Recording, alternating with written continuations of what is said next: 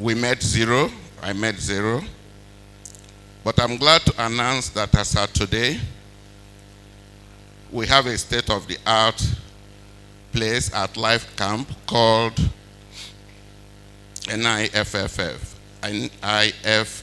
Nigerian Institute of Freight Forwarders. It's supposed to be where it is we are not supposed to. It is a place that will act as a hub for the training of freight forwarders in the entire West African zone.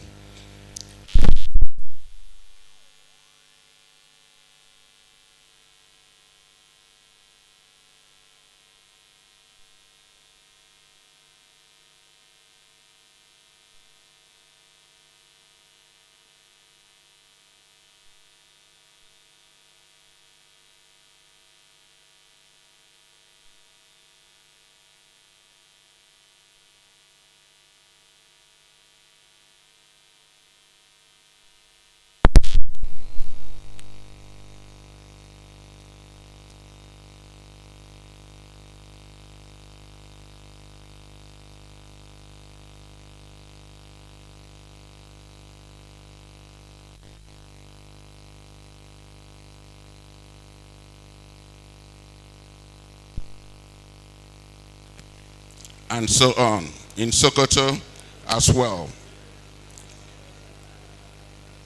That is as it affects infrastructure. I'm also glad to say that we met zero revenue generation when I assumed office.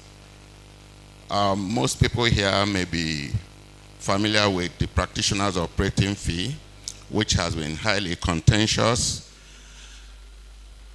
It has taken off, though it has not gathered the kind of momentum I would like, but it has taken off, and the council is able to meet some of their financial obligations. The director legal looked into a matter concerning us once, and he wrote me a letter, and he said, please, when you have the money, meet your financial obligations.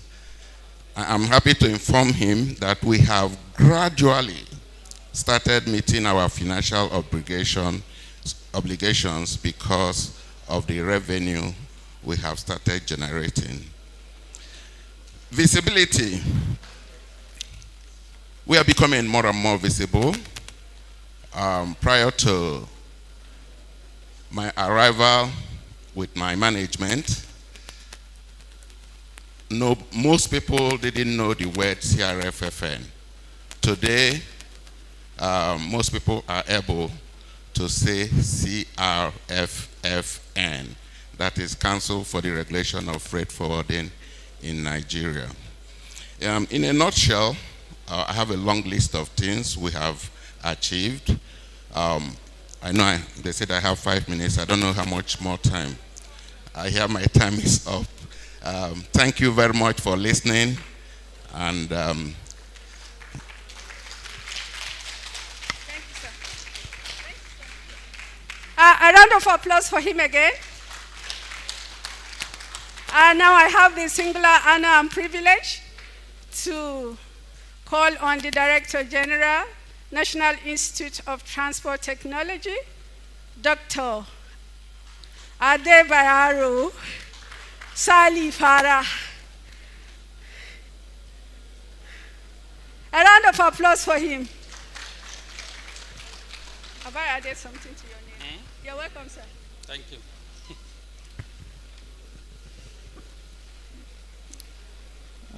Honorable Minister of State for Transportation, Permanent Secretaries, Federal Ministry of Transportation, and Federal Ministry of Information and Culture, Honorable Chairman, Committee on Maritime Safety and Education, Directors of the Ministry, Chief Executive Parastatal, members of the press, ladies and gentlemen. The Nigeria Institute of Transport Technology is the training arm of the Federal Ministry of Transport. Our mandate is to provide manpower that are fully trained and qualified to run the transport system of the country. In pursuance of this mandate, the Institute has developed a number of programs in both short-term and long-term basis. In the past 1 year, we have trained over 1,699 Nigerians in various fields of transportation in both the short-term and long-term programs. These Nigerians came from the different modes of transportation. Our training cut across the parastatals of the ministry. It also involves practitioners in the aviation industry, in pipeline transportation, and in logistics and supply chain. We award certificates for courses run on short-term programs that last for 3 years, 3 days, up to 2 weeks. We also award certificates, diploma, postgraduate diploma, and master's programs. Within this period also, 3 of our outreach centers located at Gombe, Kano, and Ebonyi were completed. And the Honorable Minister of State was gracious to commission those in Gombe and Kano Center. The one for Ebonyi is still awaiting commissioning. These centers have been equipped with state-of-the-art facilities to provide training for Nigerians of various skills in transportation. Also, we received approval from National Board for Technical Education to introduce new programs within this period. Some of these programs leads to award of NID, ND, and HND qualifications. We have started admission into the NID programs in January, and lectures have actually started. We are planning to commence admission into ND and HND as approved by the MBTE in September of this year. To fully achieve our mandate, we have been providing world-class training to our staff. Many of our staff are undergoing master's and PhD programs within and outside the country. We selected these staff to meet the key skill needs in the transport and logistics industry of the country. In addition to this, last year we responded to the need to ensure that our road transportation sector is safe and secured.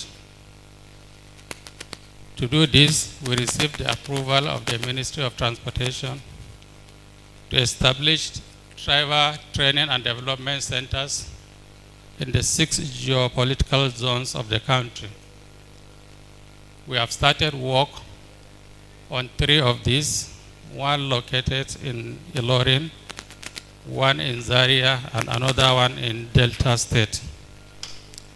These centers are designed to train our drivers, both new and practicing drivers, on best driving ethics. You will all know that Nigeria still has one of the highest rates of accident on our roads, and bearing in mind that road transportation accounts for over 90% of our movement, it's very important that we have these centers functioning with full complement of facilities. We are optimistic by the end of this year, the Honorable Minister of Transport will commission these 3 centers.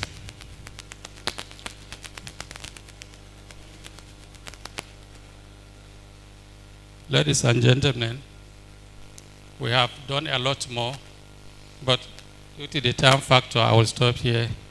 Thank you very much for the opportunity. Thank you, sir. A round of applause for him again, please. Our distinguished high table, ladies and gentlemen, I now have the pleasure to invite the Rector, Maritime Academy of Nigeria, Oron, Commodore Emmanuel Duja Efedua. The tallest man in the house. Oh, if anybody is contesting, we'll measure.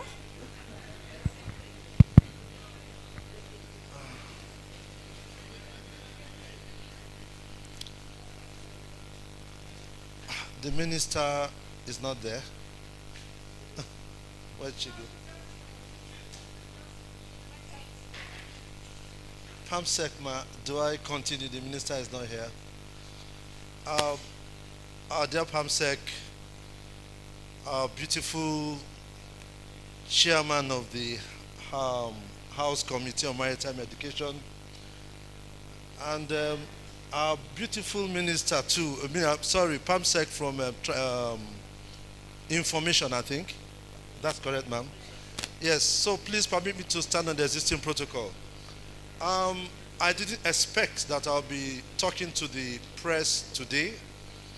If I decide to give you a full briefing on the academy, I don't think I will get off this podium in 3 hours.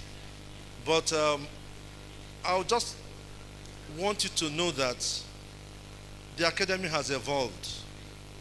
The narratives out there has also changed for the best. And thanks to the robust support from the Ministry of Transportation, the ministers, the PAMSEC, the directors, and all their staff, thanks to the agencies from the same ministry, because they have always worked in concert to ensure that the academy would evolve. Because when I came as rector, I inherited an academy that was in a near collapse state. To be honest, in 2017, September, up to about end of 2018, if you invite me to come to the podium to come and speak, I always feel a little bit withdrawn because there was nothing to talk about. But today we have state-of-art equipment.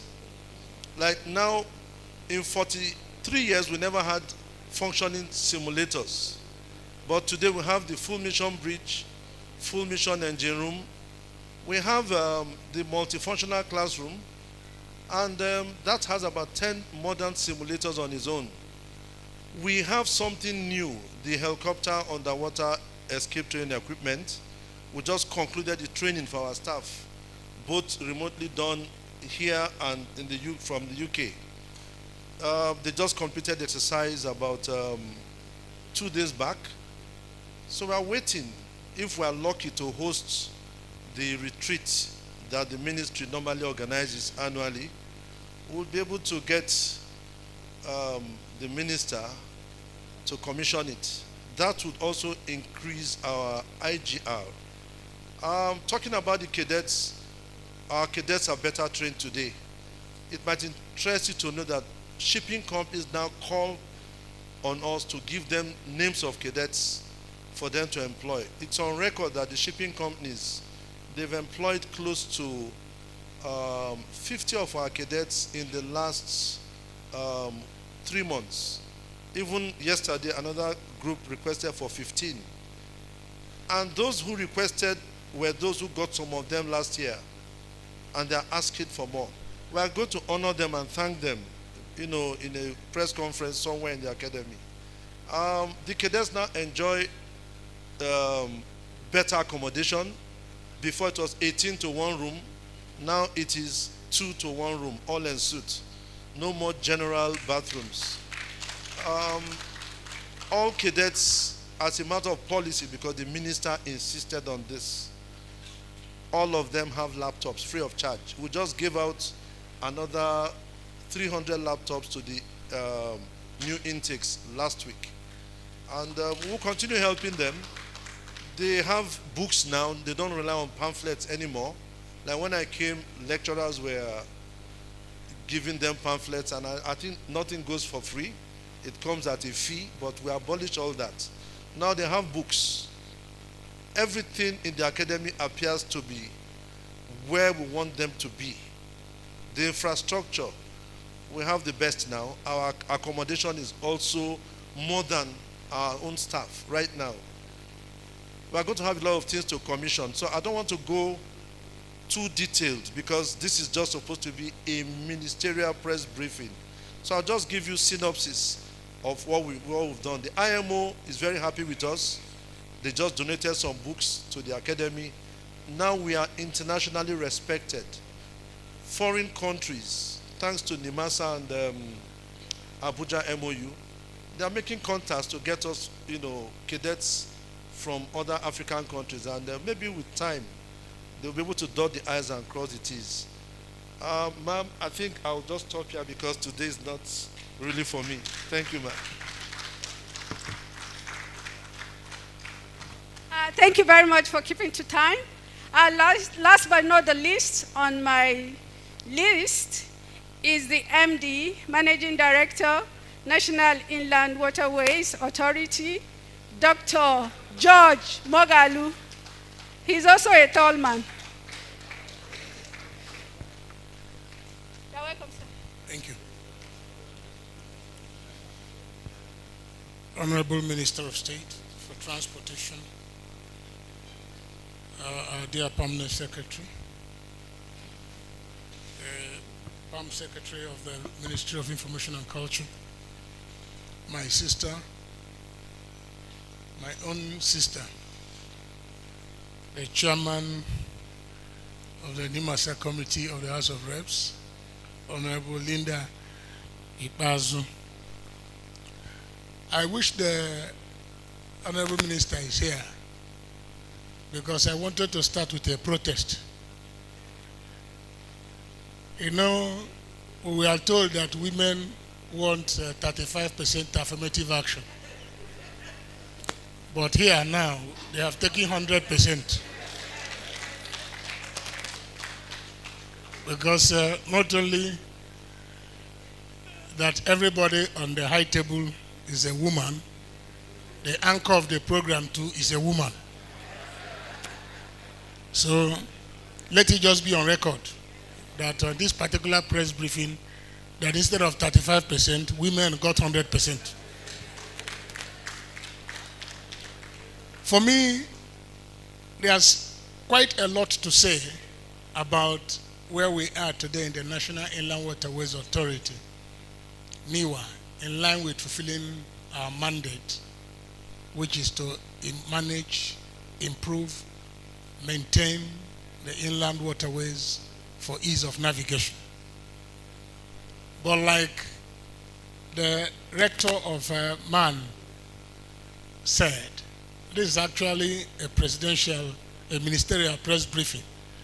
So we are not at liberty of having all the time we will need to enumerate all what we have been able to do in this particular sector.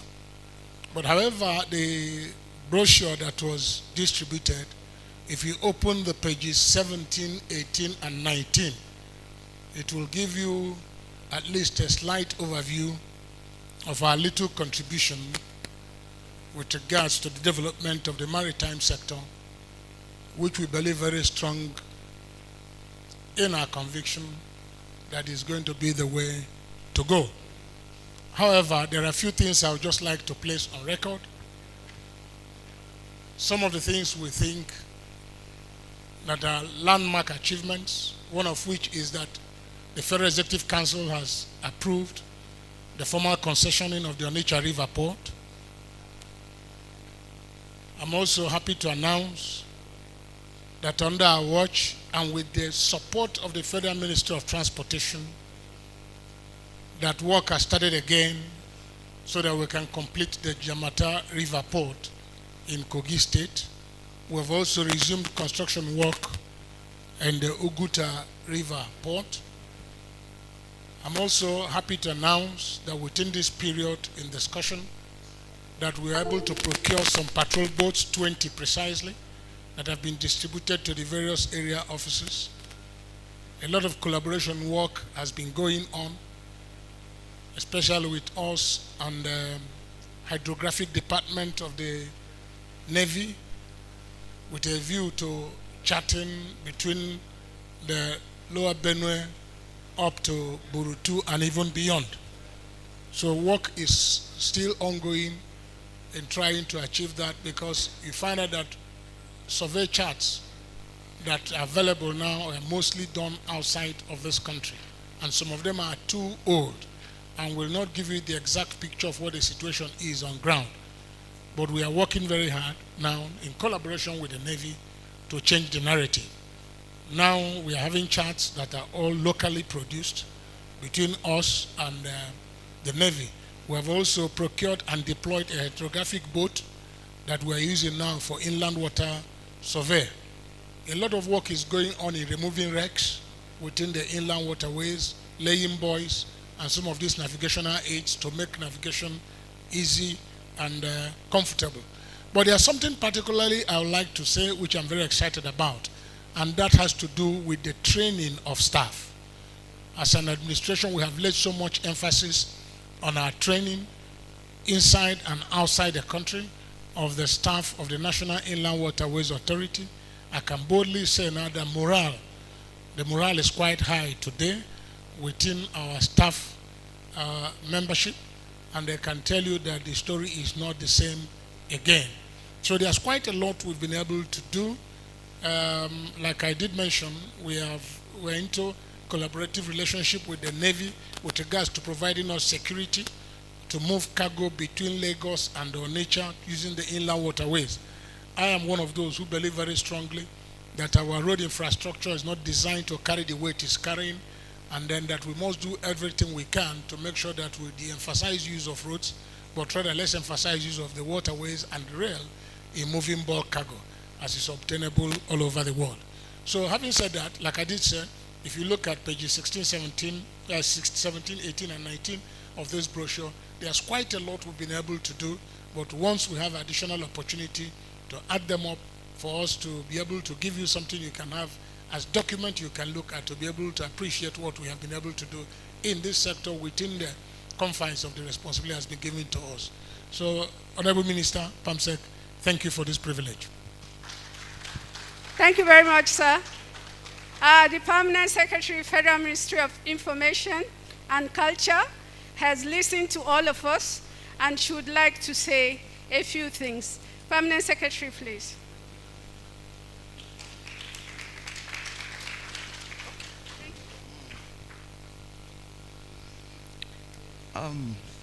Okay, my dear sister, the Honorable Member of the House of Representatives, okay, she just stepped out. The Honorable Minister of State for Transportation, Senator Bemi-Shola Saraki. My dear sister, the Permanent Secretary of the Federal Ministry of Transportation, Dr. Magdalene Ajani. Directors of the Ministry of Information and of Ministry of Transportation. All the heads of agencies of the Ministry of Transportation, all other top government functionaries here present, ladies and gentlemen, gentlemen of the press, I'm indeed very thrilled at the rollout of the achievements of the Federal Ministry of Transportation and its 9 agencies thus far. And this presents a wonderful opportunity to showcase what you've been doing, because it's only by way of communicating with the grassroots or with the people that they actually get the feel and know what the ministry and its agencies are doing. I can say is, continue in your giant strides, continue to make waves, and I can just say more grease to your elbow. I thank you all for your attention.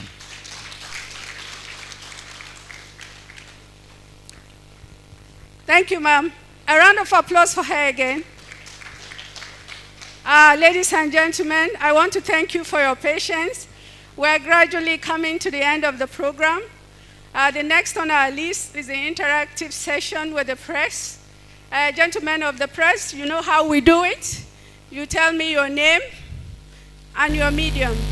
And please just give me a straight question. You can leave your storytelling when you write.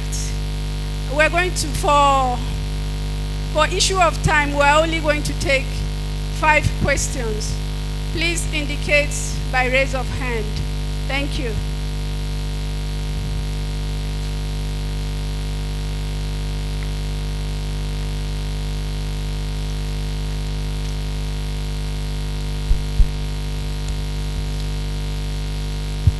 Gentlemen of the press, who is taking the first shot? Yes, ma'am. Okay.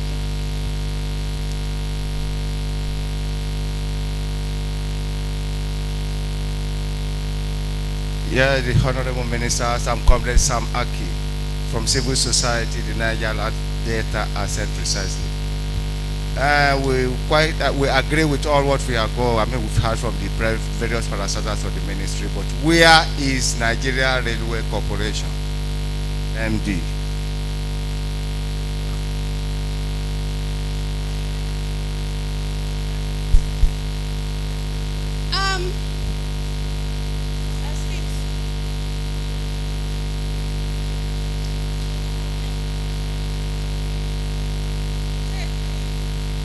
All right. Good afternoon, everybody. I'm Fubara Pepo from FRCN. I'd like to find out from the MD of Shippers Council the latest on the truck transit parks. There was an implementation that was supposed to be done with truck transit parks to reduce congestions on the highways. And I know that the former MD harped a lot on that. And I know that some state governments give land for that. Can we get an update on truck transit parks from the MD of the Shippers Council? Thank you.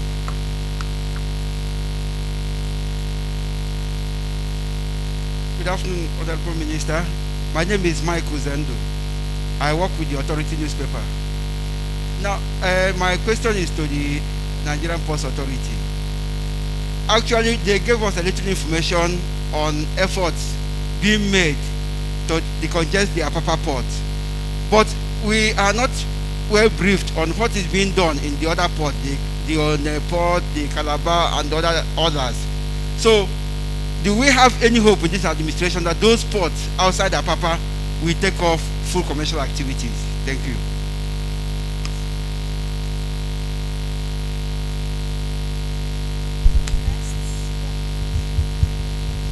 Just wait. No, let's answer those questions.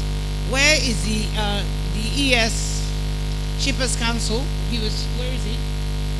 Can somebody just check? Maybe he's in the bathroom or something. Pending that, MD, would you answer? Can you give the MD the microphone, please?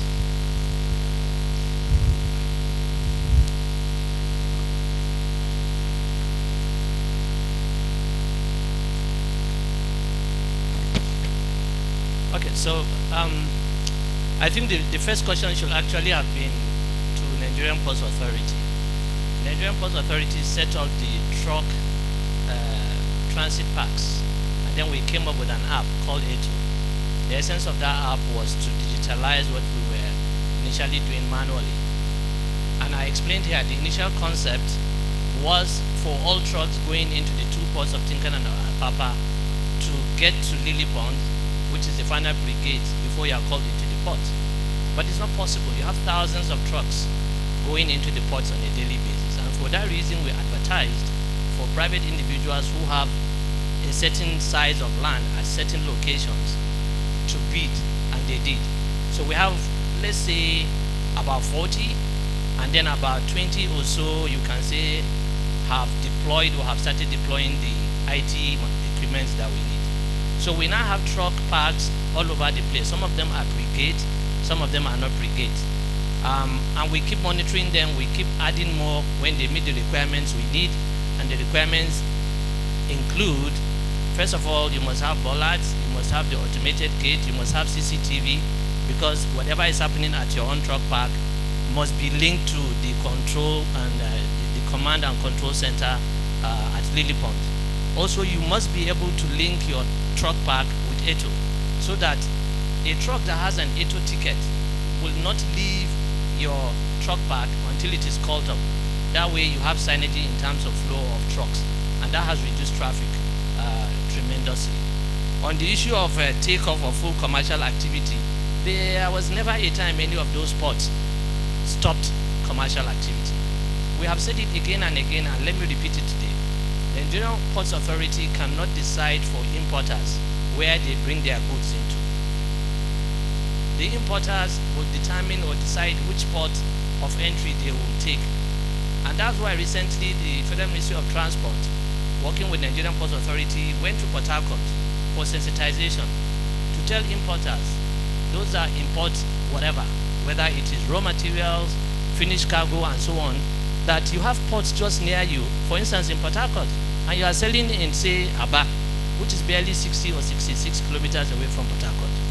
Those in the northeast, the nearest port to them is Calabar. And then for those in other parts of the country, Delta. Now we understand there are limitations and problems with those ports, and we are working on that. The limitations, for instance, include draft limitations. In Delta Port, the breakwater had collapsed over 10 years ago. We are about to finish the bathymetric survey of that breakwater. The breakwater is an engineering structure above sea that is supposed to stop siltation, migration of silt into the main channel.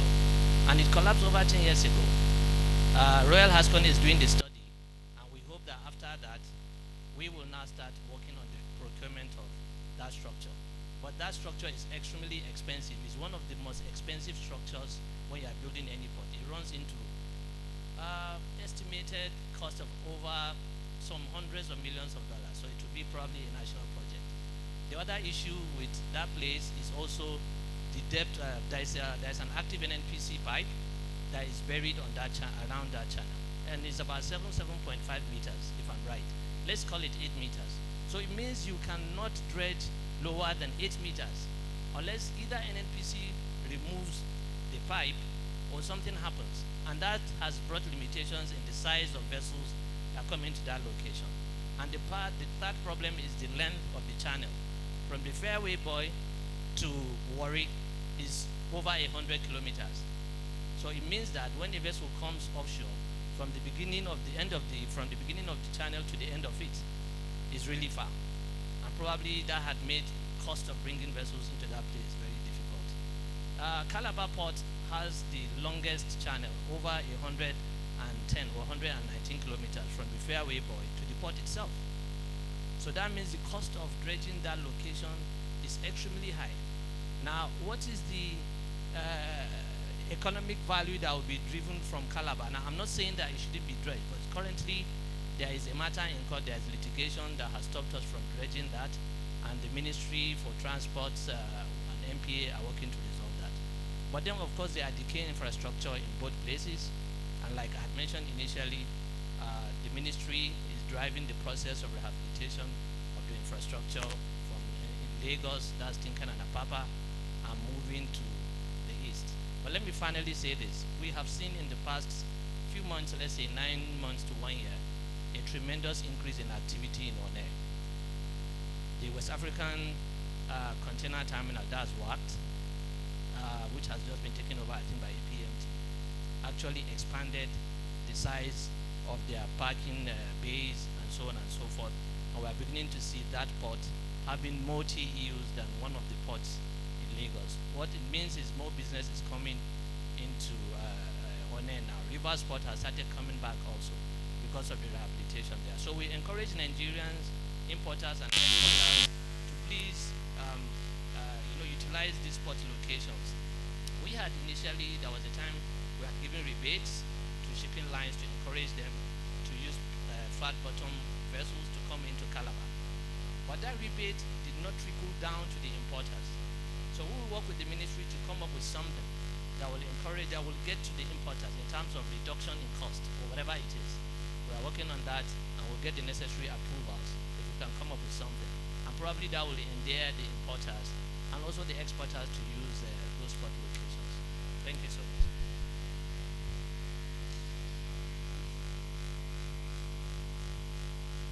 Okay, in addition to what the MDNPA has just said, just in February, we had a stakeholders meeting in Port Harcourt, looking at ways to enhance the usage of the eastern ports. Yes, NPA has given a rebate. We are speaking with other agencies whose presence are in the ports to see what they can also do to encourage importers to use the eastern ports. Yes, One is coming back. River Port is coming back. MD forgot to mention that Warri Port is also online for rehabilitation and to deepen the drafts so that the vessels that can get there with 7-meter drafts will also come on, and all this is aimed to stimulate the economy and also to get Lagos less congested. So the desire of this administration, and one of the things we are working on as a ministry, is to make sure that we have functional ports virtually all over the country. And in the places where we do not have ports, the inland dry ports are there, and you can sit where you are and ship your goods and receive your goods to the closest inland dry port. With the rail lines coming on now, integrating water, land transportation, this is very possible and doable. Somebody asked a question on the truck transit park. I think that was Fubara, but I'm not sure I got your question properly. So you probably need to rephrase it so that I will hear. I know we're working on a couple of truck transit parks cut across the 6 regional areas. This is being anchored by Shippers Council and the Road Transport and Mass Transit Departments of the ministry. And this is a priority thing for us. And we want a situation where drivers will get a clear location to park and relax, rest themselves, refuel, and get on the road more attentively and get vehicles away from our highway. That's the essence of the truck transit park. Beyond the one that the ministry is trying to handle, private individuals are having conversations with us for development of truck transit park as a PPP project. And I know the Army is one of those institutions along the Kaduna Highway. And conversations are quite far gone in achieving that. And I think somebody else asked about the MD of National Railway Corporation. We definitely know what is going on.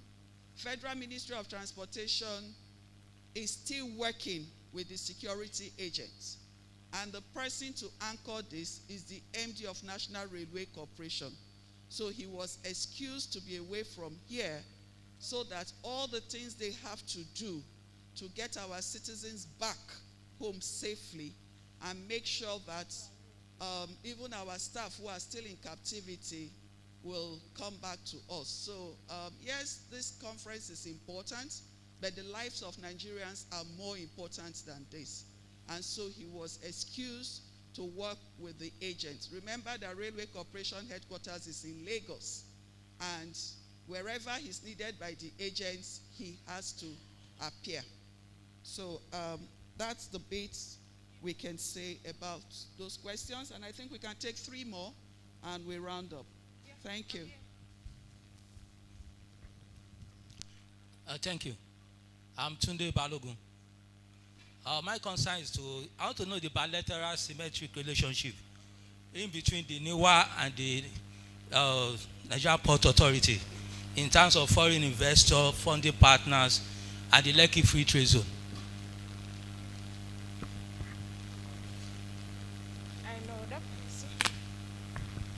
Hello. My name is Alhaji Hussein Abubakar Age, President of the Northern Youth Council, a civil society organization. My question is directly to the State Minister. The issue of the Barrow railway line and the inland waterways done. So much have been said, but up till now we are still waiting, because we from Niger State, from Age local government, think that by now the president or the minister is supposed to be there to commission the project.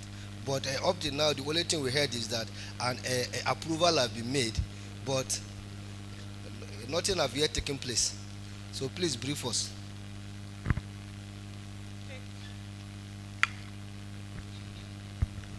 Good afternoon. My name is Oyina Kaloka from NTA. I want to ask the MD Niwa about the concessioning of the Onitsha River ports, because we are made to understand that it will soon be concluded. So we want to know how far, and also the Barrow ports, the road that you say will soon start construction, and the rail too. Okay, thank you. I think those are enough questions. Before I hand over to MD Niwa, who's anxious to stand and answer all your questions, I will only make a comment on the issue of Barrow Port. As you know, that without the road network is absolutely critical, and it's what the Ministry of Works is doing. So MD, over to you. I've opened the floor. Over to you. The microphone, please. Microphone. Honorable Minister, standing on the already established protocol. The questions are 2. One is about Onitsha River Port. The Onitsha River Port, while I was giving my briefing, I told you that the Federal Executive Council has finally approved the concessioning to the preferred bidder. But there's a process that must take place, and that includes signing an agreement between the federal government of Nigeria, represented by the Federal Ministry of Transport, through the National Inland Waterways Authority, and the preferred bidder. The agreement has just been concluded, and as I speak to you, the approved version of the agreement has been sent to the Federal Ministry of Transportation for their final input.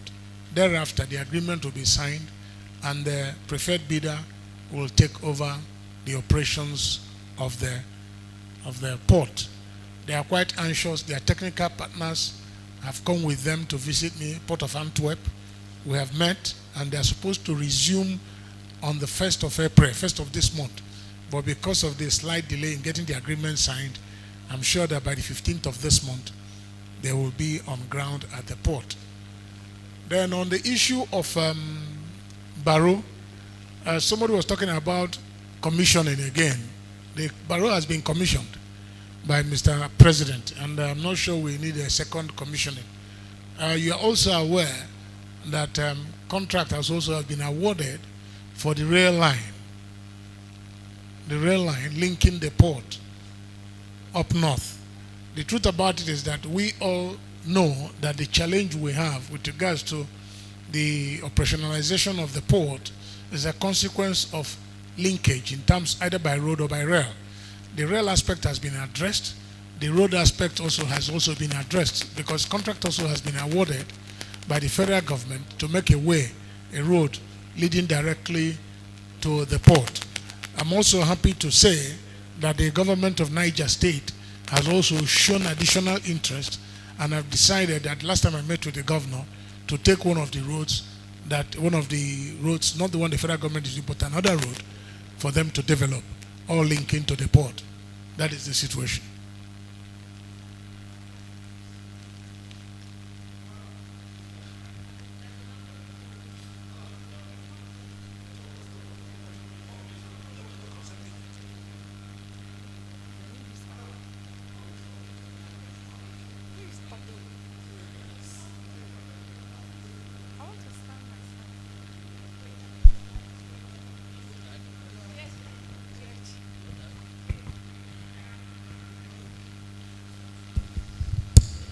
Okay. I think MD Niwa has addressed most of the questions.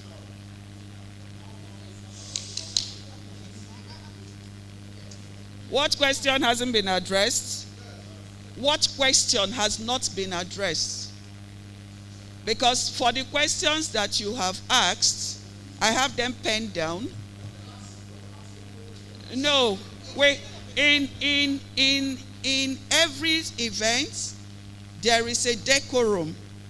And when we started, we said we are going to take 5 questions. And we extended it to 6. So instead of taking 2 questions in this last session, we took 3 questions. And we cannot be here for the whole day, right? So that question, you can engage us privately if it is really burning, and I will address it. But for the last 3 questions that was asked, the MD Niwa has dealt with them, but somebody is online and asked a question, but it looks more like a contribution, so I will read it out.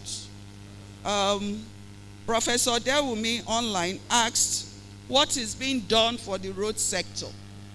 Realizing that the road carries more than 90% of Nigerians' mobility, and no presentation was made on it today. They listened to NIWA, NIMANSA, MPA for water, NRA, FA, etc. But he feels that this is why the fund in the sector is going to the pockets of touts, agberos, and unions, denying the government money for road construction and maintenance. Road is in no man's land between FMOT, FMT, and Works. If Works and Transport cannot merge, then Federal Ministry of Transportation must take charge effectively the road, the traffic management and policy formulation on intermodal coordination, transport operations, standard specification, and professionalism. Professor Dewumi, thanks for your contribution. In terms of roads, my boss is in charge of that, and I will allow her to speak to it. Thank you. Thank you, Permanent Secretary, and thank you, Professor. As you know, as you quite rightly say, that the issue of road in Nigeria is completely disorganized, and each and every one of us can put a car on the road and start operating like a commercial operator.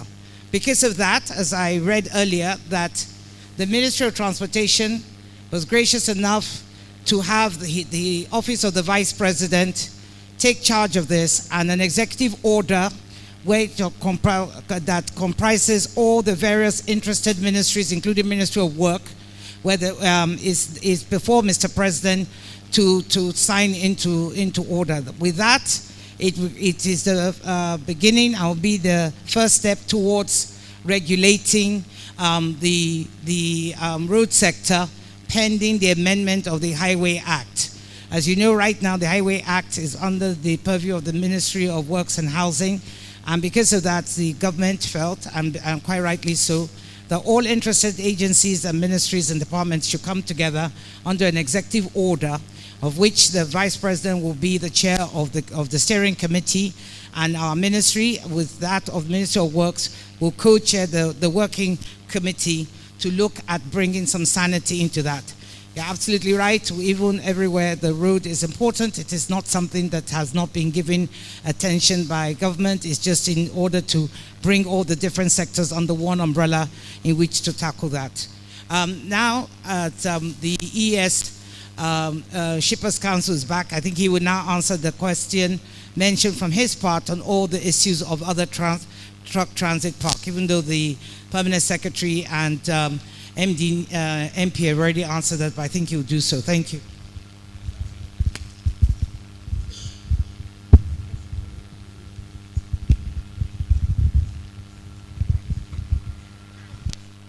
Okay, first let me start by offering my unqualified apologies to the Honorable Minister and indeed the PAM Secretary. I had to leave at short notice because the President of the Court of Appeal had asked for my presence. So I truly would like to apologize for leaving earlier. Also, I'm informed that there was an issue relating to the delivery of these vehicle transport areas, which is a critical infrastructure that the Shippers Council has been promoting. Now, that is a concept that is obviously different from truck transit parks that the Ports Authority has been delivering. And I think all I can say about vehicle transport areas is that, first, we recognize the Shippers Council only promotes the delivery of infrastructure. We do not engage deliberately in the construction. We can only promote. And the model of development that we have chosen to deliver these vehicle transport areas is through the public-private partnership arrangements. This is also something that is actually on the concurrent legislative list, which means that state governments are also very well allowed, to get involved. So what we've done so far is to make sure that there is proper procurement. The processes are taken under the supervision of the Shippers Council, of course, with the ultimate approval of the Minister of Transportation. A couple of the vehicle transport areas now are in various stages of development. There is none that actually has completely been concluded, except for that in Yobe, which is actually under the auspices of the Yobe state government. But of course, we have standards and rules and regulations as to how you can deliver a vehicle transport area. So I don't know if this will clear the issue, but I just needed to make the point that what we're delivering is different from what our brothers in the Nigerian Ports Authority are delivering. I hope that also puts some clarity on that issue. I hope I understand the question very well, because thank you.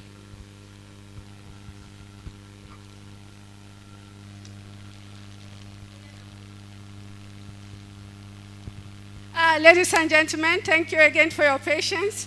I would like to call on the Deputy Director, Transport Planning and Coordination, Mohammed Ibrahim, to please come and give the vote of thanks.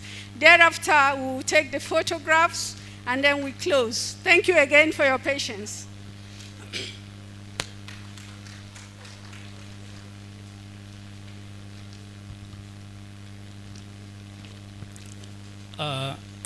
Let me stand on the already established protocol and start by saying I'm immensely delighted to give the vote of thanks at this annual press briefing of the Honorable Ministers of Transportation.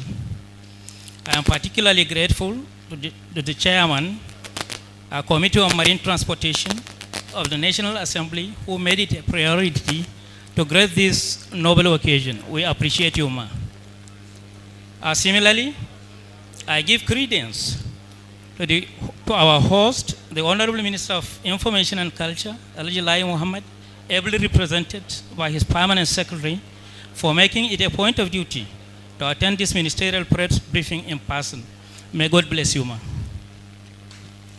Distinguished ladies and gentlemen, I cannot fail to express my earnest gratitude to my bosses, the Honorable Ministers of Transportation, Right Honorable Rotimi Chubuke Amechi, CON, and distinguished Senator Bemi Solarok Ayasoraki for immersing all human efforts possible to this call of duty. Their commitment, diligence, and dedication to service is remarkable. Thank you so much for giving your approval and total support in making this event a reality. Appreciation to the management team and staff of the Federal Ministry of Transportation and its agencies for their overwhelming support. Your support, hard work, and diligence have succeeded in making the transportation sector achieve its strategic goals and targets. I sincerely appreciate the representatives of ministries, departments, and agencies, various stakeholders, the private sector, the fourth estate of the realm, the press, for being a major tool in showcasing our works to the world. You are indeed a cardinal principle. You are indeed a cardinal to the success of democracy and good governance. Thank you all, and God bless you. All right, thank you very much. We will now take the group photographs, beginning with the Honorable Minister, the Permanent Secretary. Nigeria, Africa, worldwide. It's the ever-blazing DJ Neptune. Rocking your radio with the hottest tunes on earth. DJ Neptune. Get ready. This isn't your usual mix show. Get ready to mix up and scratch out the most electrifying hits on DJ Neptune's Blazing Mix Show. Yeah, check it out, man. That's your boy Akon. You know it's that official convict. And right now you got a lock right here with DJ